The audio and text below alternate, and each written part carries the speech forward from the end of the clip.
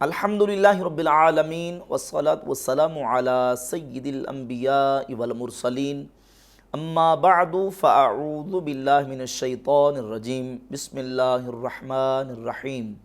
ولا یجرمنکم شنآن قوم علی الا تعدلوا اعدلوا هو اقرب للتقوی صدق اللہ مولانا العظیم۔ اللہ رب العزت نے قرآن مجید فرقان حمید کی سورۃ المائدہ کی آیت نمبر 8 میں ایک ضابطہ بیان فرمایا اور فرمایا کسی قوم کی دشمنی تمہیں اس بات پر نہ ابارے کہ تم عدل نہ کرو، انصاف نہ کرو، اعدلوا عدل کرو، انصاف کرو، ہوا اقرب للتقوی وہ تقوی کے زیادہ قریب ہے۔ یعنی کوئی شخص تمہارا مخالف ہو، تمہارا دشمن ہو، اگرچہ تمہاری اس کے ساتھ دشمنی اور مخالفت ہی کیوں نہیں، تو تم نے ہر صورت میں انصاف اور عدل کا دامن تھام کے رکھنا ہے، کسی کے ساتھ ناانصافی نہیں کرنی اور عدل سے نہیں ہٹنا، عدل اور انصاف کا دامن تھام کے رکھنا ہے اگرچہ تمہارا دشمن ہی کیوں نہ ہو۔ اور قرآن مجید اور احادیث مبارکہ کی روشنی میں جو قواعد و ضوابط ہمیں ملتے ہیں اور ہمارے فقہائے اسلام نے قرآن و سنت کی روشنی میں انسان کے افعال پر، اقوال پر نافذ ہونے والے احکامات کے حوالے سے جو اصول و ضوابط بیان کیے ہیں، ہم ان اصولوں کے پابند ہیں۔ ہمارا اپنا ہو یا بیگانہ ہو، مخالف ہو یا ہمارا کوئی دوست ہو یا ہمارا دشمن ہو، ہم نے انہی رولز اور قواعد و قوانین اور اصول و ضوابط کو پیش نظر رکھنا ہے۔ اور یہ بات بھی یاد رکھیں کہ انسان کے ساتھ خطا، سہو، نسیان، ذہول، سبقت لسانی، عدم توجہ، عدم علم اور غفلت جیسی چیزیں جڑی ہوئی ہیں۔ انسان بعض اوقات غفلت کا شکار ہو جاتا ہے، اسے ذہول ہو جاتا ہے، منہ سے کہنا کچھ چاہتا ہے لیکن نکل کچھ جاتا ہے، توجہ کسی اور طرف ہوتی ہے اور کلام کے دوران بے توجہی میں بات جو کہنا چاہتا ہے اس کے برعکس کر جاتا ہے، اس سے خطا سرزد ہو جاتی ہے۔ تو ذہول، نسیان، سہو، خطا، عدم توجہ، سبقت لسانی، غفلت، ان تمام چیزوں کے لیے قرآن و سنت کے اندر اصول و ضوابط موجود ہیں، جس کی تفصیلات ہمارے فقہا نے کتب فقہ کے اندر مصرح بیان فرمائی ہیں اور ہم انہی اصول و ضوابط کے پابند ہیں۔ یہ مختصر تمہید تھی اور یہ تمہید ہے ایک خاص پس منظر کے حوالے سے، اور وہ پس منظر یہ ہے کہ کچھ دنوں پہلے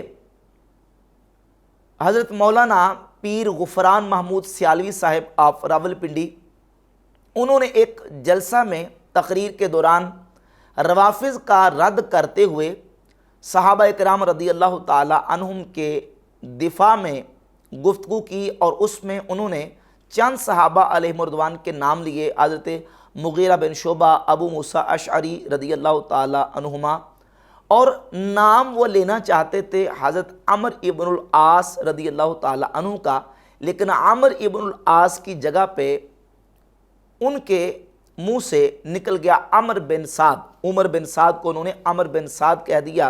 اور کہنا چاہتے تھے عمر ابن العاص، صحابی کا نام لینا چاہتے تھے کہ عمر ابن العاص، مغیرہ بن شعبہ اور ابو موسیٰ اشعری رضی اللہ تعالی عنہم، ان صحابہ کے بارے میں جو اپنے دل میں میل رکھتا ہے وہ رافضی ہے، یہ کہنا تھا، لیکن عمر ابن العاص کی جگہ پہ ان کی زبان سے نکل گیا عمر بن سعد۔ عمر بن سعد کو انہوں نے عمر بن سعد کہہ دیا۔ یہ بندہ پکا رافضی ہے، خواہ وہ اپنے آپ کو سنی کہلوائے، خواہ وہ حضرت ابوبکر، عمر، عثمان و علی کے گن بھی گئے، مگر ابو سفیان،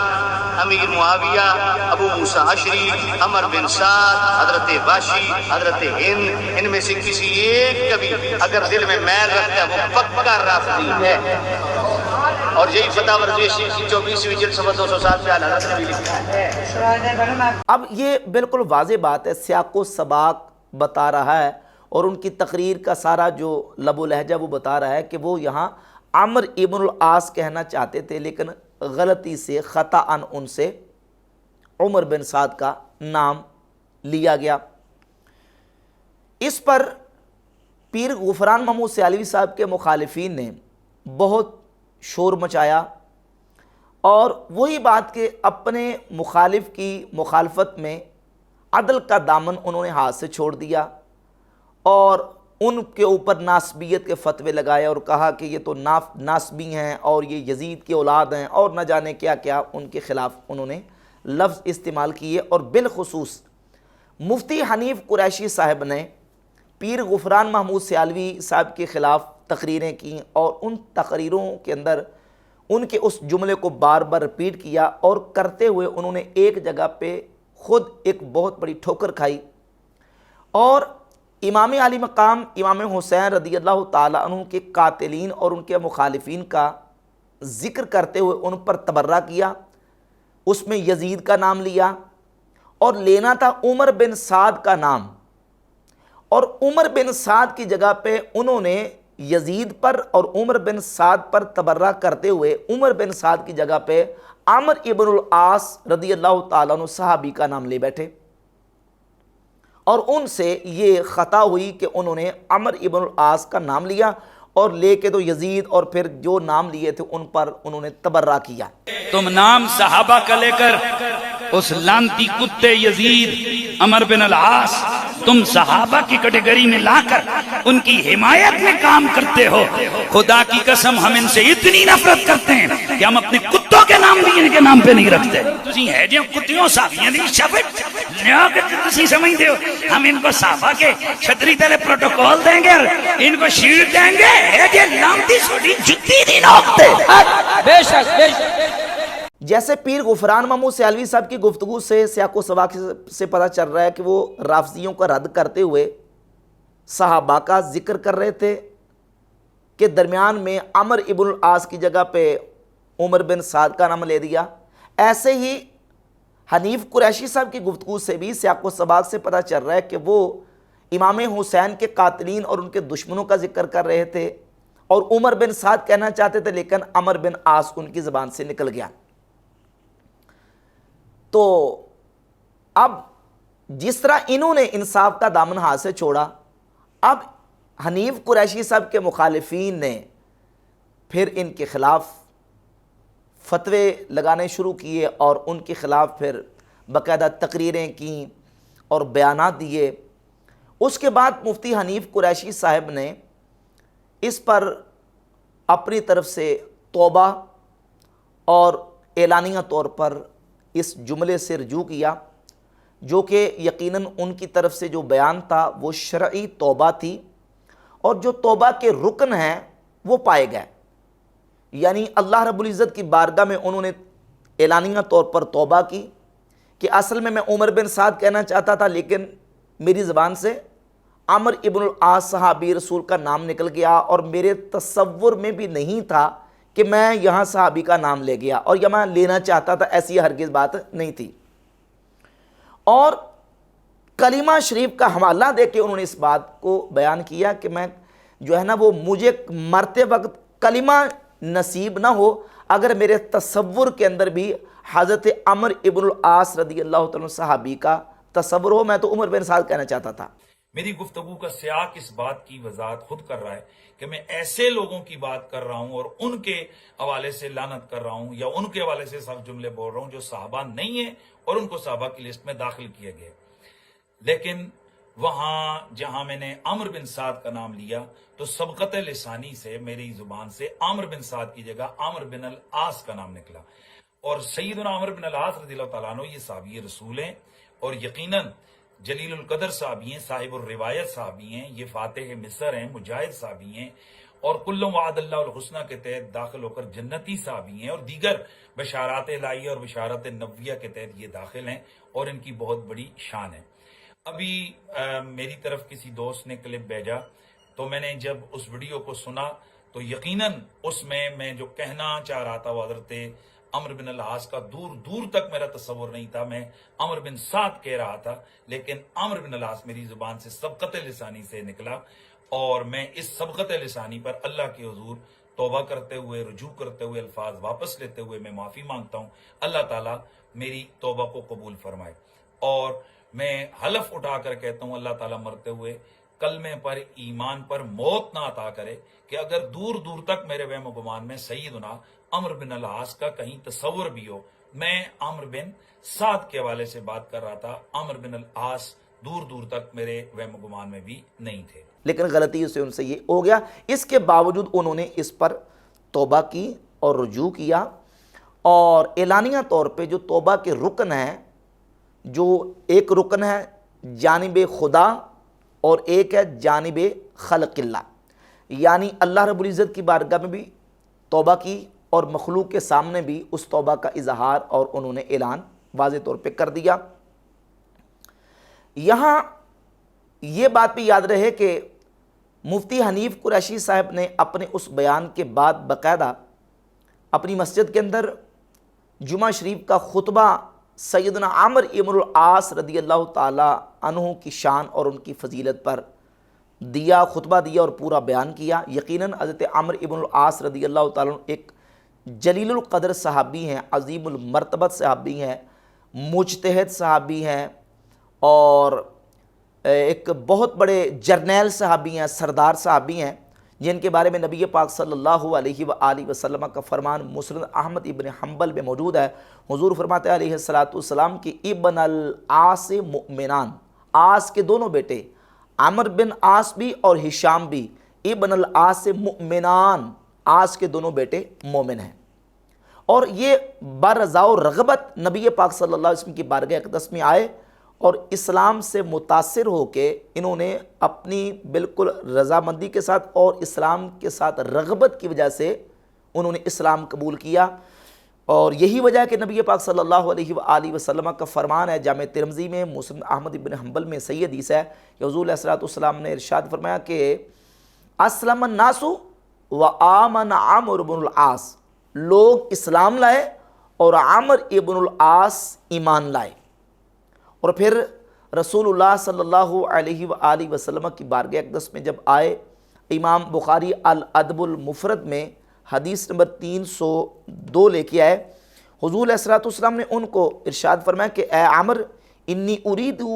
ان ابعثک علی جیش فیغنمک اللہ، میں چاہتا ہوں کہ میں تجھے کسی لشکر کا سپہ سالار اور امیر بنا کے بھیجوں، اللہ رب العزت تجھے غنی کر دے، اور میں تیرے لیے مال صالح کی رغبت رکھتا ہوں۔ تو حضرت عمرو ابن العاص رضی اللہ تعالیٰ نے حضور کی بارگاہ میں عرض کی انی لم اسلم رغبتا فی المال انما اسلمت رغبتا فی الاسلام، یا رسول اللہ میں مال میں رغبت کی وجہ سے اسلام نہیں لایا، میں تو اسلام میں رغبت کی وجہ سے مسلمان ہوا ہوں۔ پھر نبی پاک صلی اللہ علیہ وآلہ وسلم نے حضرت عمرو ابن العاص سے فرمایا یا عمرو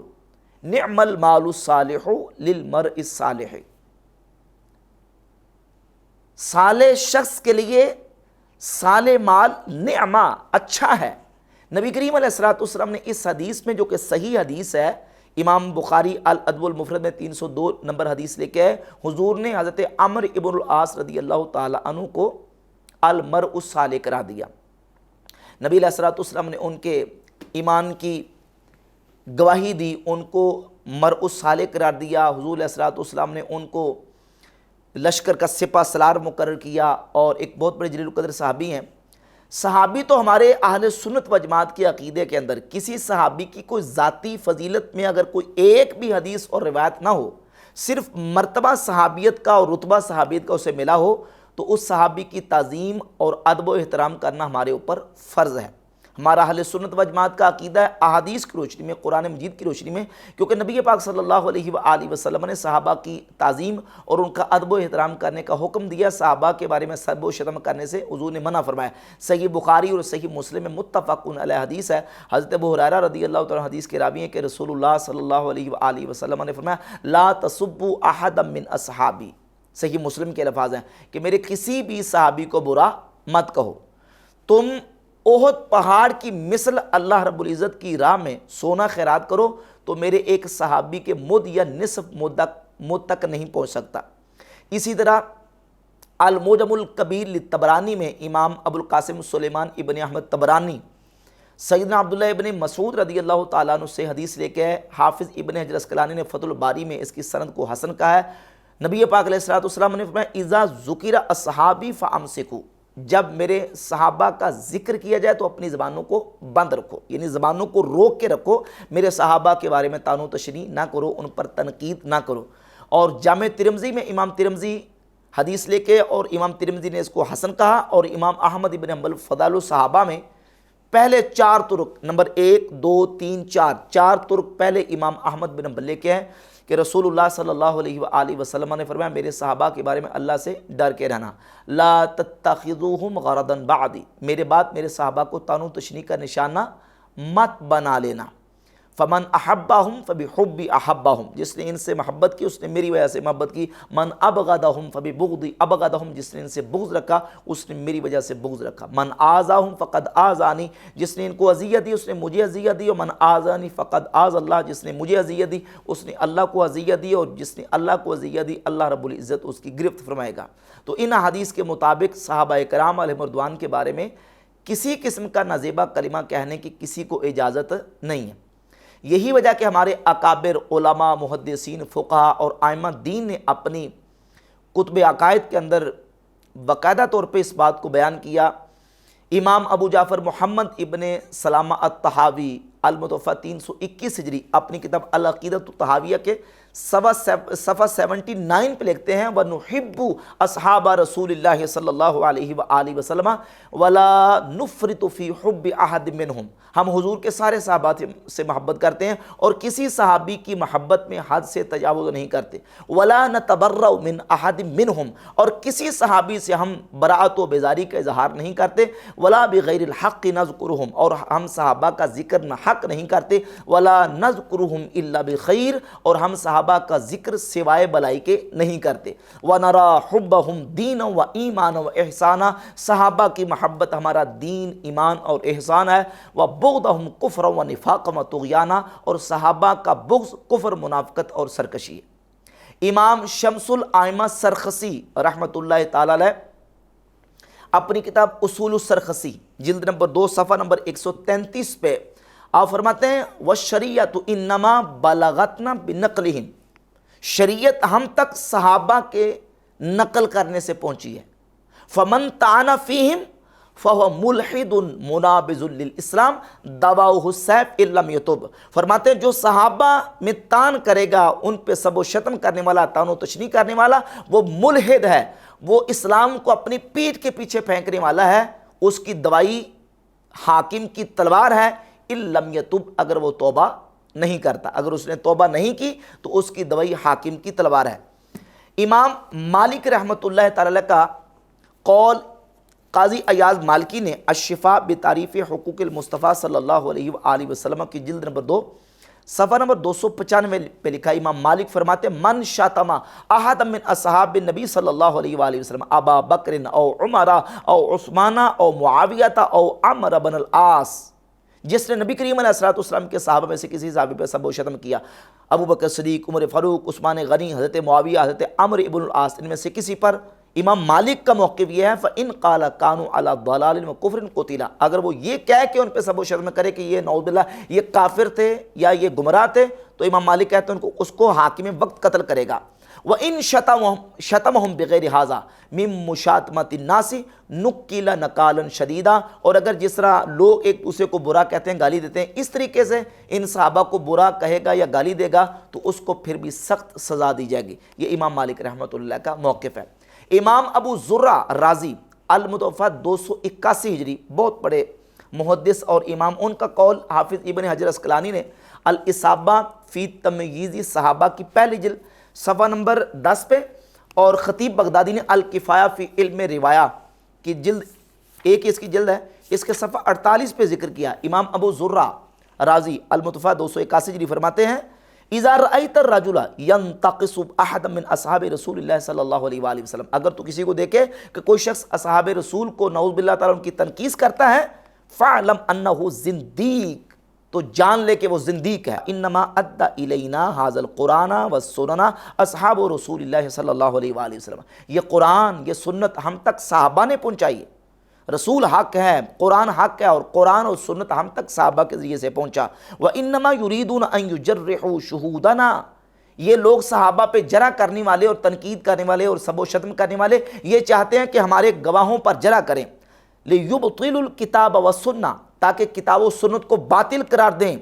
وَالْجَرْحُ بِهِمْ أَوْلَىٰ وَهُمْ زَنَادِقَةٌ، فرماتے ہیں کہ ان پر جرح کرنا اولا ہے اور یہ زندیق ہیں جو صحابہ کرام رضی اللہ تعالیٰ عنہ پر نعوذ باللہ تعالیٰ سب و شتم کرتے ہیں۔ تو اہل سنت کا تو یہ عقیدہ بالکل واضح ہے، نبی کریم علیہ السلام کے صحابہ میں سے کسی صحابی پہ سب و شتم کرنے والا سنی ہو سکتا نہیں۔ اب مفتی حنیف قریشی سے جو جملہ خطأً سرزد ہوا، میں نے عرض کیا سیاق کلام یہ بتاتا ہے، پھر کلمہ شریف پڑھ کے انہوں نے یہ کہا کہ مجھے مرتے وقت کلمہ شریف نصیب نہ ہو اگر میرے تصور میں بھی یہ جملہ کہتے ہوئے حضرت عمر بن العاص رضی اللہ تعالیٰ کا خیال ہو۔ میں تو عمر بن سعد کہنا چاہتا تھا لیکن میری زبان سے غلطی سے عمر ابن العاص صحابی کا نام نکل گیا، اور اس پر بھی انہوں نے پھر توبہ اور رجوع کی، چونکہ جس طرح پیر غفران محمود سیالوی صاحب سے خطأً جملہ نکلا، یہاں قریشی صاحب سے بھی خطأ نکلا۔ یہ میں نے عرض کیا تمہیداً خطا، نسیان، ذہول، غفلت یہ انسان کے ساتھ جڑے ہوئے ہیں، یہ کسی سے بھی ہو سکتا ہے۔ بعض کا ہم گفتگو کے دوران اس طرح ہوتا ہے، ہمارے ساتھ تقریروں کے دوران ہوتا ہے، بیان کے دوران ہو جاتا ہے، کہنا کچھ چاہتے ہیں زبان سے نکل کچھ جاتا ہے۔ اب حکم شرعی کیا ہے ایسی بات کا، ایسے جملے کا، کہ اگر زبان سے ایسا جملہ خطأ نکل جائے اس کا حکم شرعی کیا ہے؟ یہ جتنے احکامات بیان کیے ہیں صحابہ کرام کے حوالے سے، جو سب و شتم کرتا ہے اس کے بارے میں، یہ اس شخص کے بارے میں جو قصداً صحابہ کی گستاخی اور توہین کرتا ہے یا عقیدہ رکھتا ہے، اور خطأً کوئی جملہ اس سے نہیں نکلا، یہ اس کے بارے میں نہیں۔ خطأً اگر کسی سے کوئی جملہ نکل آتا ہے، حتیٰ کہ کلمہ کفر بھی اس کی زبان سے سرزد ہو جاتا ہے، اس کا حکم شرعی کیا ہے؟ اس سلسلہ میں چند حوالہ جات میں آپ کے سامنے پیش کرنا چاہتا ہوں۔ یہ ہمارے بہت بڑے امام ہیں، فقی محقق شیخ زادہ المتوفیٰ 1078 ہجری، ان کی کتاب ہے مجمع الانہر فی شرح ملتقى الابہر، جلد نمبر اس کی 2 صفحہ نمبر 501 پہ لکھتے ہیں وَمَا كَانَ خَطَأً مِّنَ الْأَلْفَاظِ لَا يُوجِبُ الْكُفْرَ فَقَائِلُهُ مُؤْمِنٌ عَلَى حَالِهِ، اگر خطأً کسی کی زبان سے کلمہ کفر نکل جائے، اسے کفر لازم نہیں آتا، اس کا قائل مومن ہی ہے۔ وَلَا يُؤْمَرُ بِتَجْدِيدِ النِّكَاحِ، خطأً کلمہ کفر کسی کی زبان سے نکلا تو اس کو تجدید نکاح کا حکم بھی نہیں دیا جائے گا۔ وَلَكِنْ يُؤْمَرُ بِالْإِسْتِغْفَارِ وَالرُّجُوعِ عَنْ ذَلِكَ، ہاں لیکن یہ ہے کہ اس کو استغفار اور رجوع کا حکم دیا جائے گا کہ بھئی اگرچہ تمہاری زبان سے خطأً ہی یہ لفظ نکلا ہے لیکن اس پر پھر بھی تم رجوع کرو اور اس پر استغفار کرو۔ امام ابن عابدین شامی علیہ رحمہ رد المحتار المعروف فتاوی شامی کی جلد نمبر 3 صفحہ نمبر 312 پہ لکھتے ہیں وَالْحَاصِلُ أَنَّ مَنْ تَكَلَّمَ بِكَلِمَةِ الْكُفْرِ حَازِلًا أَوْ لَاعِبًا كَفَرَ عِنْدَ الْكُلِّ، حاصل یہ ہے کہ اگر کسی شخص نے کلمہ کفر کا تکلم کیا مذاق میں یا کھیلتے ہوئے تو تمام علماء کے نزدیک وہ کافر ہو جائے گا۔ وَلَا اعْتِبَارَ بِاعْتِقَادِهِ، اس کے عقیدے کا کوئی اعتبار نہیں جس نے مذاق کے اندر یا جس نے کھیلتے ہوئے کلمہ کفر کہا۔ اس کی صراحت جو ہے وہ فتاوی تاتارخانی کے اندر موجود ہے۔ وَمَن تَكَلَّمَ بِهَا مُخْطِئًا أَوْ مُكْرَهًا لَا يَكْفُرُ عِنْدَ الْكُلِّ، اور اگر کسی نے کلمہ کفر کا تکلم کیا خطأً یا اس کو مجبور کیا گیا، یعنی اس کی زبان سے کلمہ کفر خطا نکل گیا یا اس کو مجبور کیا گیا، فرماتے ہیں لا یکفر عند الکل، تمام علماء کے نزدیک وہ کافر نہیں ہوگا، کفر کا حکم اس پر لاگو نہیں ہوگا۔ اور اسی فتاوی شامی کی جلد نمبر 3 کے صفحہ نمبر 328 پہ ایک دوسری عبارت ہے वमा काना ख़तम मिनल अल्फाज़ि वला यूजिबुल कुफ्र फ़क़ाइलुहु युक़र्रु अला हालिही वला युअमरु बितजदीदि निकाहि वलाकिन युअमरु बिल इस्तिग़फ़ारि वर्रुजू' अन ज़ालिका। वही बात जो मजमुउल अनहुर के अंदर मौजूद है कि कलिमा कुफ्र अगर ख़तान किसी की ज़बान से जारी हुआ तो उस पर हुक्म कुफ्र नहीं आएगा और ना ही उसको तजदीद निकाह का हुक्म दिया जाएगा, अलबत्ता उसको इस्तिग़फ़ार और रुजू का हुक्म दिया जाएगा। आला हज़रत इमाम अहले सुन्नत अशाह इमाम अहमद रज़ा खां मुहद्दिस बरेली रहमतुल्लाह तआला अलैह फतावा रज़विया की जिल्द नंबर 27 के सफ़ा नंबर 126 पे लिखते हैं कि बहरुर राइक में है, इबारत में तर्जमा कर देता हूँ। खुलासा ये कि जिस शख्स ने बतौर हज़ल और बतौर खेल कलिमा कुफ्र बका वो सब के नज़दीक काफिर हो गया, इसके एतकाद का कोई इतबार नहीं। जिसने ख़ताअन या मजबूरन कलिमा कुफ्र कहा वो सब के नज़दीक काफिर ना होगा, और जिसने जानबूझकर कस्तन कलिमा कुफ्र कहा वो सब के नज़दीक काफिर हो गया। हज़रत सदरुल शरिया बदरुत तरीक़ा मुफ्ती अमजद अली आज़मी अलैहि रहमा बहार शरीयत की जिल्द नंबर 2 हिस्सा नहुम सफ़ा नंबर 456 पे मसला नंबर 4 लिखते हैं, कहना कुछ चाहता था और ज़बान से कुफ्र की बात निकल गई तो काफिर ना हुआ, यानी जबकि इस अमर से इजहार नफ़रत करे कि सुनने वालों को भी मालूम हो जाए कि गलती से ये लफ्ज़ निकला है, और अगर बात की पिच की तो अब काफिर हो गया कि कुफ्र की तायीद करता है। इन तमाम हवालाजात से और आइमा की तसरीहात से ये बात बिल्कुल वाज़ी होती है कि कलिमा कुफ्र भी अगर ख़ताअन किसी की ज़बान से निकल जाता है तो हुक्म में कुफ्र नहीं आता। हाँ, अलबत्ता ये कि उसको इस्तिग़फ़ार और रुजू का हुक्म दिया जाएगा। अब कुरैशी साहब से ख़ता हुई जैसे पीर गुफरान महमूद सैलवी साहब से हुई, और इस तरह दीगर उलमा से भी ख़ताअन जुमले अल्फाज इस तरह के काबिल गिरफ्त कलिमात निकल जाते हैं। उसका बेहतरीन हाल और तरीका यही है कि उससे तौबा और रुजू कर ली जाए और उस पर डटा ना जाए और अड़ा ना जाए। उसकी एक मिसाल मैं अर्ज़ करता हूँ कि कुछ अर्सा पहले डॉक्टर मोहम्मद अशरफ आसिफ जलाली साहब ने एक गुफ्तगू के दौरान सैयदना वहाब बिन अब्दुल्ला अबू जुहैफा रज़ियल्लाहु ताला अन्हु सहाबी रसूल के हवाले से इमाम आजूरी की अशरिया से एक रिवायत बयान करते हुए उनके हवाले से कुछ नाज़ेबा कलिमात कह दिए। किताबुश शरिया, इसके मुसन्निफ इमाम अबू बकर मोहम्मद बिन हुसैन अल आजुर्री, जिनकी तारीख़ वफ़ात 360 हिजरी है, मौला अली रदी अल्लाह ताला अन्हो से हज़रत अबू जुहैफा रिवायत करते हैं, कहते हैं दखल तो अला अली बिन अबी तालिब, ये 2036 नंबर है। कहते हैं मैं उनके पास दाखिल हुआ तो मैंने जाकर सलाम में ही उनका लक़ब बयान कर दिया। क्या कहा? मैंने कहा या खैरन नास बाद रसूलिल्लाह। यानी कुछ शागिर्दों को शौक होता है अपने उस्तादों का लक़ब जो सरे फरिश्त है वो बयान करें, कुछ मुरीदों को शौक होता है, तो वो भी दावेदार था मुरीद होने का, तो कहता है ए वो ज़ात जो रसूल पाक सल्लल्लाहु अलैहि वसल्लम के बाद सबसे अफजल है, तुझ पे अल्लाह का सलाम हो। तो मौला अली रदी अल्लाह ताला अन्हो, वो मौला अली थे। फ़क़ाल अली महलन या अबा जुहैफा, यानी जब इसने कहा ना कि सबसे अफजल, अरे ब्रेक लगा, ठहर जा,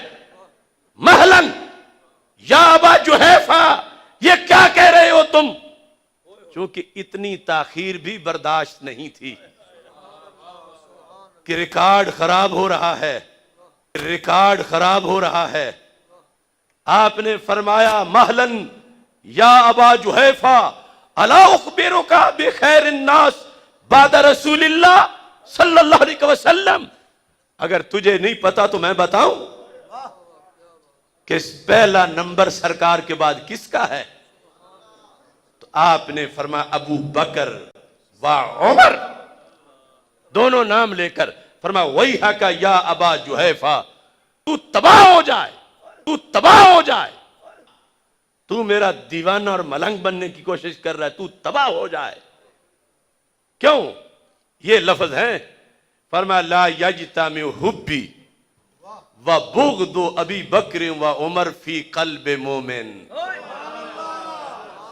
کسی مومن کے دل میں میرا پیار اور ابو بکر و عمر کا بغض اکٹھے نہیں ہو سکتے۔ تو آپ نے، حالانکہ اس نے ابو بکر و عمر رضی اللہ تعالیٰ عنہ کے خلاف کوئی زبان درازی نہیں کی تھی، لیکن آپ نے چیک کر لیا کہ اس کے سینے میں بغض ہے،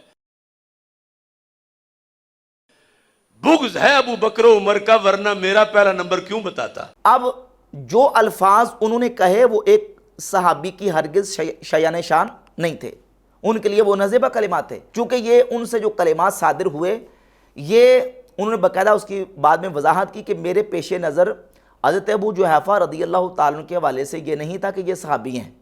یعنی ان کے علم میں نہیں تھا کہ یہ صحابی رسول ہیں، جبکہ حضرت ابو جحیفہ وہب بن عبداللہ رضی اللہ تعالیٰ عنہ صحابی رسول تھے، اور ان کے بارے میں جو کلمات کہے گئے وہ کسی صحابی کی شایان شان نہیں تھے۔ تو اس طرح کی چیزیں واقع ہوتی رہتی ہیں، اللہ نہ کرے یہ کسی کے ساتھ بھی ہو سکتا ہے۔ تو یہ نہ ہو کہ کسی کی مخالفت اور کسی کی دشمنی میں انسان عدل و انصاف کے سارے تقاضوں کو فراموش کر کے اور پس پشت ڈال کے صرف اپنی مخالفت اور اپنی دشمنی کو پورا کرتا پھرے، اس طرح نہیں ہونا چاہیے۔ اور چونکہ یہ جو میں نے سارا آپ کے سامنے واقعہ بیان کیا ہے، اس حوالے سے مرزا جیلمی نے بھی ایک کلپ تازہ اپلوڈ کیا، وہی مرزا جیلمی اپنی پرانی روش کے مطابق اس نے صوفیہ کی عبارات بھی ڈسکس کی، اور گفتگو کے دوران مرزا جیلمی نے یہ بات کی جی کہ میں مفتی حنیف قریشی صاحب کی اس بات کے ساتھ ایگری ہوں کہ جو انہوں نے کہا ہے کہ امام حسین کے قاتلین کے ناموں پر تو ہم اپنے کتوں کے نام بھی نہیں رکھیں گے۔ تو اس میں پھر سیدنا تیفور بن عیسیٰ بایزید البستامی رحمۃ اللہ تعالی علیہ کی ذات کو لے آیا اور کہا دیکھو ان کا بابا بایزید جو ہے، یہ یزید ابا، اس نے اپنی کنیت یزید کے نام پر اپنے بیٹے کا نام رکھا ہوتا، کنیت بایزید رکھی ہے۔ مفتی حنیف قریشی صاحب کے لیے اسپیسیفکلی انہوں نے اپنی ویڈیو میں کہا کہ ہم تو اپنے کتوں کا نام بھی ان لوگوں کے نام کے اوپر نہ رکھیں، اور اس میں انہوں نے پہلے نمبر پہ یزید کا ذکر کیا، تو ہمارا مقدمہ انہوں نے مان لیا۔ کل تک جب ہم یہ کہتے تھے کہ یزید نام نہ رکھیں تو یہ لوگ کہتے تھے جی صحابہ کے بھی نام یزید ہیں، ہم کہتے تھے کہ صحابہ کے نام یزید ہیں، اس میں کوئی شک نہیں ہے، لیکن کربلا نہیں ہوئی بھی تھی۔ پھر انہی کی ڈاکٹر میں بات کرتا تھا کہ بھئی تمہارا جو بایزید بستامی ہے اس نے اپنی کنیت رکھی ہوئی ہے ابو یزید، تو یہ کہتے تھے جی وہ یزید نام سے کیا ہوتا ہے۔ آج مفتی صاحب نے خود مان لیا ہے، وہ انہوں نے کہا ہم اپنے کتے کا بھی نام یزید نہ رکھیں۔ تو جس بابے کے تم ماننے والے ہو اس نے تو اپنے پتر کا نام یزید رکھا ہوا تھا، تو اپنے کتے کا نام یزید نہ رکھیں تو تیرا روحانی ابا وہ اپنی کنیت ابو یزید بستامی رکھے۔ ہوں دس یہ مرزا جیلمی نے اعتراض کیا۔ مرزا جیلمی کو بایزید بستامی رحمۃ اللہ علیہ تو نظر آئے، لیکن انہی امام حسین کے قاتلین کے اندر عبید اللہ بن زیاد بھی ہے، عمر بن سعد بھی ہے، تو کیا مرزا جیلمی عمر کے بارے میں بھی یہی سٹیٹمنٹ دے گا، عبید اللہ کے بارے میں بھی یہی سٹیٹمنٹ دے گا؟ جبکہ عبید اللہ عبداللہ نام تو وہ ہے جو اللہ تعالیٰ کو پسندیدہ ناموں میں سے ہے، اور عبید اللہ اور عبداللہ میں کوئی زیادہ فرق بھی نہیں ہے۔ تو ابن زیاد کا نام تو عبداللہ تھا، سعد بن ابی وقاص رضی اللہ تعالیٰ عنہ کے بیٹے کا نام عمر تھا، تو کیا یہی سٹیٹمنٹ مرزا جیلمی جو ہے وہ عمر نام اور عبید اللہ نام کے بارے میں بھی دے گا؟ تو باقی رہ گئی بات سیدنا بایزید البستامی رحمۃ اللہ کے حوالے سے، تو اس پر میں نے تفصیل کے ساتھ 12 مرتبہ بیان کیا ہے کہ